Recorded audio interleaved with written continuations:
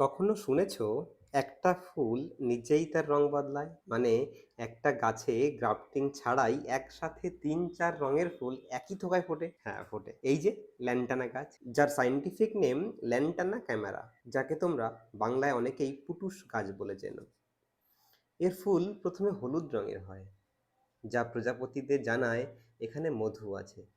তারপর একবার পলিনেশন হয়ে গেলে ফুলের রং বদলাতে শুরু করে, গোলাপি, কমলা, তারপর লাল। অদ্ভুত, তাই না? ল্যান্টানা নামটা এসেছে ইউরোপের একটা গাছ ভাইবার্নাম ল্যান্টানা থেকে। কারণ দুটো গাছেরই পাতার মধ্যে বেশ মিল আছে।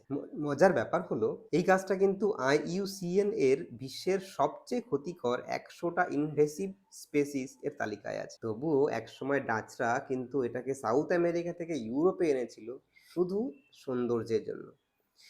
আর পরে পর্তুগিজরা এটাকে নিয়ে আসে আমাদের দেশে, আর আজ এই গাছটাই ছড়িয়ে আছে আমাদের চারপাশে। মানে সৌন্দর্যায়নের জন্য আনা একটা গাছ আজ প্রকৃতির জন্য সমস্যা হয়ে দাঁড়িয়েছে।